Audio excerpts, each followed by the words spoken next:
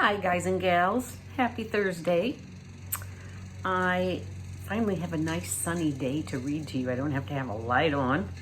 And I am starting on chapter 61 called I Want to Go Home. You can navigate by the North Star, supposedly. Moss grows on the north side of trees, or so they say. If you are lost in the woods, you should stay where you are and someone will come and find you, maybe. These were the things that Flora had learned about being lost from reading Terrible Things Can Happen to You. Not that any of it was particularly relevant here. They weren't lost in the woods. They were lost in the universe, which, according to William Spiver, was expanding. How comforting. "Ulysses!" shouted Tootie. "Ulysses!" shouted Flora. "It's pointless," said William Spiver. Flora was carrying Mary Ann, and William Spiver was holding on to Tootie's shoulder. Flora hated to agree with William Spiver, but pointless seemed like an increasingly appropriate word. Her arms ached from carrying the little shepherdess. Her feet hurt. Her heart hurt. "Let's see," said Tootie, peering into the darkness. "That's Bricknell Road up there. So we're not truly lost." "I wish I could see," said William Spiver in a sad voice. "You can see," said Tootie. "Great Aunt Tootie," said William Spiver, "I am loath, as always, to point out the obvious, but I will do it here, and know for the sake of clarity, you are not me. You do not exist behind my traumatized eyeballs. I am telling the truth, my truth. I cannot see." "There's nothing wrong with you, William," said Tootie. "How many times do I have to tell you that?" "Why did she send me away then?" said William Spiver. His voice shook. "You know why she sent you away." "I do?" "You can't just push somebody's truck into a lake," said Tootie. "It was a pond," said William Spiver. "A very small pond. More of a sinkhole, actually.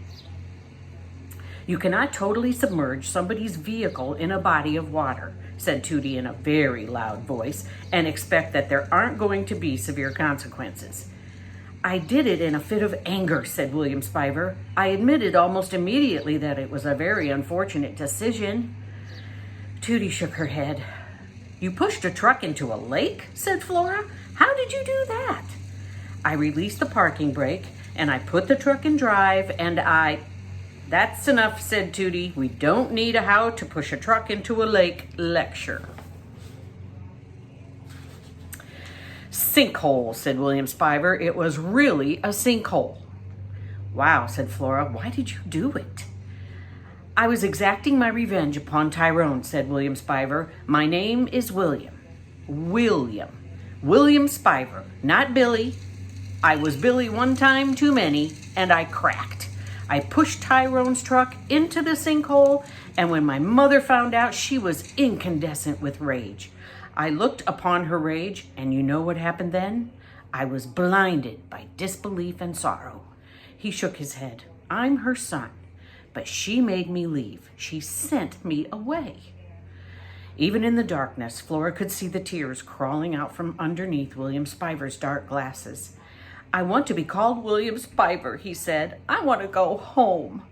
Flora felt her heart lurch inside of her. "I want to go home." It was another one of William Spiver's sad, beautiful sentences, like, "But will you return?" "I came looking for you." "I want to go home." Flora realized that she wanted to go home too. She wanted things to be the way they were before she was banished. She put Mary Ann down on the ground. "Give me your hand," she said. "What?" said William Spiver. "Give me your hand," said Flora again. "My hand? Why?" Flora reached out and grabbed hold of William Spiver's hand, and he held on to her. It was as if he were drowning and she were standing on solid ground. According to Terrible Things, drowning people were desperate, out of their minds with fear. In their panic, they could pull you, the rescuer, under if you weren't careful. So Flora held on tightly to William Spiver, and he held on tightly back. It was just like in her dream. She was holding William Spiver's hand, and he was holding hers. Well, if you two are going to walk around holding hands, said Tootie, I suppose I'll have to be the one who carries this monstrosity of a lamp. She picked up Mary Ann. Above them, the stars were brilliant, shining brighter than Flora had ever seen them shine. I wish my father were here, said William Spiver. He wiped at the tears on his face with his free hand. An image of Flora's father, hands in his pockets, hat on his head, smiling and saying, Holy Bagoomba, in the voice of Dolores, rose up in Flora's mind. Her father. She loved him. She wanted to see his face. I know where we should go, said Flora. Oh, boys and girls, chapter 62 is another picture chapter. And it involves Ulysses, who is also looking for Flora, flying high in the sky over the sleeping world. And you can see him passing houses. And this one picture says the world was beautiful and he was alive. So I think he was kind of enjoying himself. Man, there sure are a lot of houses. They sure do look alike. So here's the picture, a page I just explained. See all the houses? And he's just flying around, free as a squirrel in the wind. And hang on, let's look at the next page of pictures. Flora, he says, and he's still flying. Flora, he's still flying, and he's getting closer and closer to what looks like the Giant Donut restaurant. Flora. Then he says, here I am, sitting on top of the Giant Donut.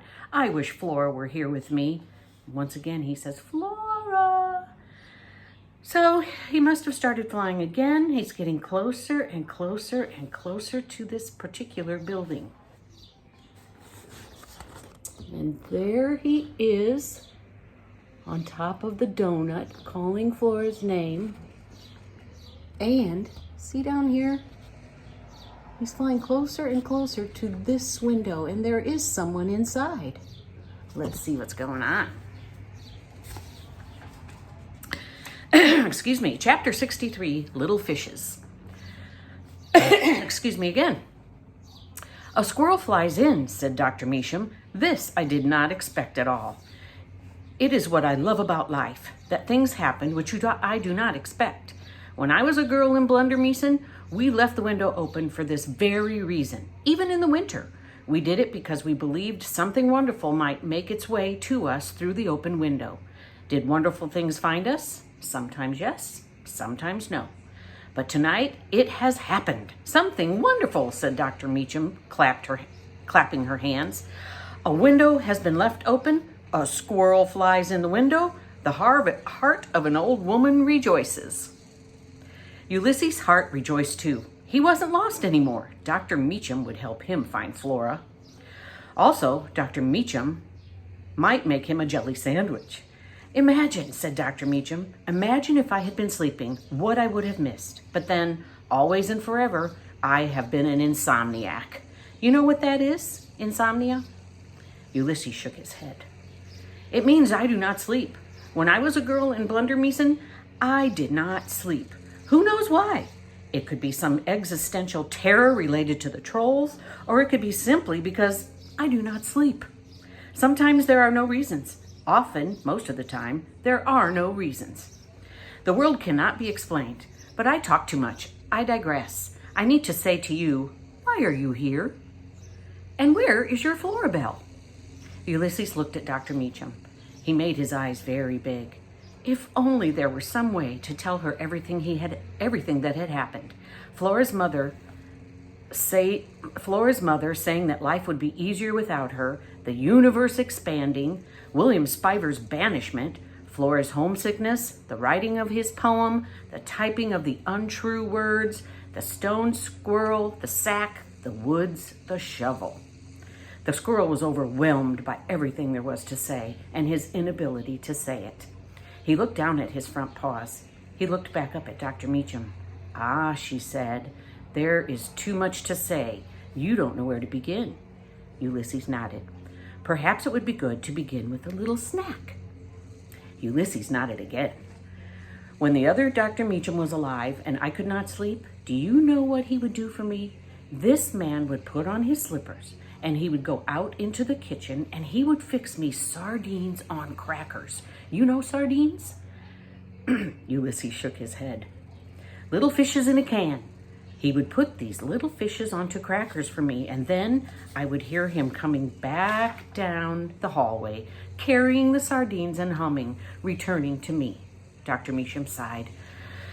Such tenderness, to have someone get out of bed and bring you little fishes and sit with you as you eat them in the dark of night. To hum to you, this is love. Dr. Meacham wiped at her eyes. She smiled at Ulysses. So, she said, I will make for you what my beloved made for me, sardines and crackers. Does this seem like a good thing? Ulysses nodded. It seemed like a very good thing. We will eat, because this is important to eat. And then, even though it is in the middle of the night, we will go back and knock on the door of Mr. George Buckman. And he will open the door to us because he is capacious of heart. And then George Buckman and I will figure out together why you are here and where our Florabelle is. Ulysses nodded. Dr. Meacham went into the kitchen, and the squirrel sat on the windowsill and looked out into the dark world. Flora was out there somewhere. He would find her. She would find him. They would find each other. And then he would write her another poem. This one would be about little fishes and humming in the dark of the night. Aw, that's a sweet ending to my chapter. Let me see. Tomorrow, Friday, Mrs. Imus will read again to you, I believe. So until then, have a wonderful upcoming weekend, boys and girls. It's going to be lovely. So stay safe. I miss you all. Bye-bye.